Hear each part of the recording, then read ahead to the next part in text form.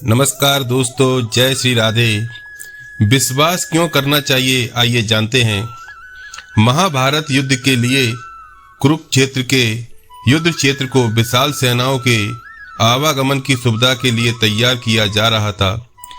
उन्हें हाथियों का इस्तेमाल पेड़ों को उखाड़ने और जमीन साफ करने के लिए किया जा रहा था। ऐसे ही एक पेड़ पर एक गौरैया अपने 4 बच्चों के साथ रहती थी। जब उस पेड़ को उखाड़ा जा रहा था तो उसका घोंसला जमीन पर गिर गया, लेकिन चमत्कारी रूप से उसकी संतानें अनहोनी से बच गईं। लेकिन वो अभी बहुत छोटे होने के कारण उड़ने में असमर्थ थे। कमजोर और भयभीत गौरैया मदद के लिए इधर उधर देखती रही। तभी उसने कृष्ण को अर्जुन के साथ वहां आते देखा। वे युद्ध के मैदान की जांच करने और युद्ध की शुरुआत के पहले जीतने की रणनीति तैयार करने के लिए वहां गए थे। उसने कृष्ण के रथ तक पहुंचने के लिए अपने छोटे पंख फड़फड़ाए और किसी प्रकार श्री कृष्ण के पास पहुंची। हे कृष्ण, कृपया मेरे बच्चों को बचाएं, क्योंकि लड़ाई शुरू होने पर कल उन्हें कुचल दिया जाएगा। सर्वव्यापी भगवान बोले, मैं तुम्हारी बात सुन रहा हूं, लेकिन प्रकृति के कानून में हस्तक्षेप नहीं कर सकता। गौरैया ने कहा, हे भगवान, मैं जानती हूं कि आप मेरे उद्धारकर्ता हैं। मैं अपने बच्चों के भाग्य को आपके हाथों में सौंपती हूं। अब यह आपके ऊपर है कि आप उन्हें मारते हैं या उन्हें बचाते हैं। काल चक्र पर किसी का बस नहीं है।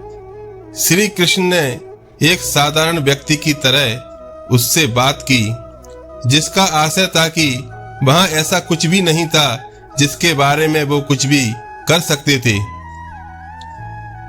गौरैया ने विश्वास और श्रद्धा के साथ कहा, प्रभु, आप कैसे और क्या करते हैं वो मैं नहीं जान सकती। आप स्वयं काल के नियंता हैं, यह मुझे पता है। मैं सारी स्थिति और परिस्थिति एवं स्वयं को परिवार सहित आपको समर्पण करती हूँ। भगवान बोले, अपने घोंसले में 3 सप्ताह के लिए भोजन का संग्रह कर लो। गौरैया और श्री कृष्ण के संवाद से अनभिज्ञ अर्जुन गौरैया को दूर भगाने की कोशिश करते हैं। गौरैया ने अपने पंखों को कुछ मिनटों के लिए फुलाया और फिर अपने घोंसले के पास चली गई। 2 दिन बाद शंख के उद्घोष से युद्ध शुरू होने की घोषणा की गई। कृष्ण ने अर्जुन से कहा कि अपने धनुष और बाण मुझे दे दो। अर्जुन चौंका, क्योंकि कृष्ण ने युद्ध में कोई भी हथियार नहीं उठाने की शपथ ली थी। इसके अतिरिक्त अर्जुन का मानना था कि वह ही सबसे अच्छा धनुर्धर है। मुझे आज्ञा दें भगवान, अर्जुन ने दृढ़ विश्वास के साथ कहा, मेरे तीरों के लिए कुछ भी अवैध नहीं है।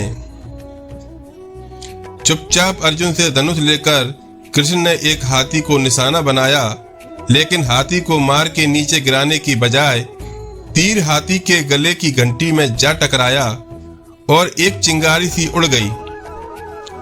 अर्जुन ये देखकर अपनी हंसी नहीं रोक पाए कि कृष्ण एक सामान्य सा निशाना चूक गए।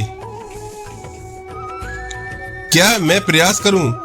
उसने स्वयं को प्रस्तुत किया। उसकी प्रतिक्रिया को नजरअंदाज करते हुए कृष्ण ने उन्हें धनुष वापस दिया और कहा कि कोई और कार्रवाई आवश्यक नहीं है।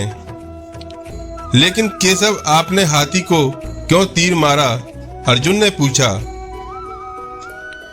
क्योंकि इस हाथी ने उस गौरैया के आश्रय के घोंसले को, जो कि एक पेड़ पर था, उसको गिरा दिया था। कौन सी गौरैया? अर्जुन ने पूछा। इसके अतिरिक्त हाथी तो अभी स्वस्थ और जीवित है, केवल घंटी ही टूट कर गिरी है। अर्जुन के सवालों को खारिज करते हुए कृष्ण ने उसे शंख फूंकने का निर्देश दिया। युद्ध शुरू हुआ। अगले 18 दिनों में कई जानें चली गईं। अंत में पांडवों की जीत हुई। एक बार फिर कृष्ण ने अर्जुन को अपने साथ सुदूर क्षेत्र में भ्रमण करने के लिए ले गए। कई सब अभी भी वहां हैं जो उनके अंतिम संस्कार का इंतजार कर रहे हैं। जंग का मैदान गंभीर अंगों और सिर बेजान सीढ़ियों और हाथियों से अटा पड़ा था। कृष्ण एक निश्चित स्थान पर रुके और एक घंटी जो कि हाथी पर बांधी जाती थी उसे देखकर विचार करने लगे।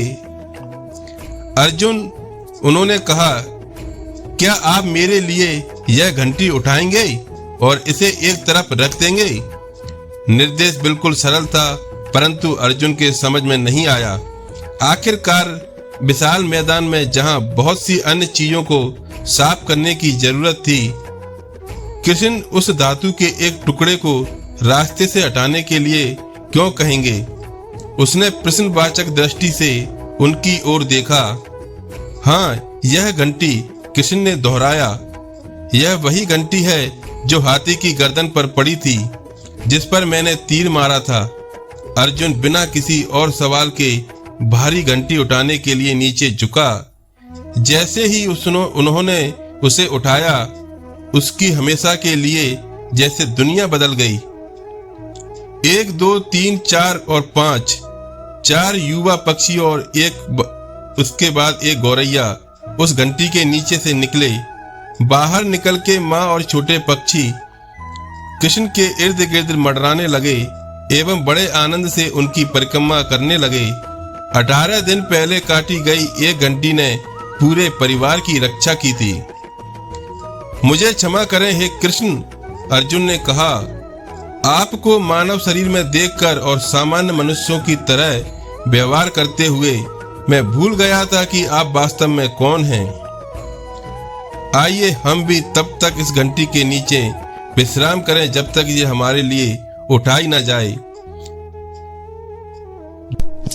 आइए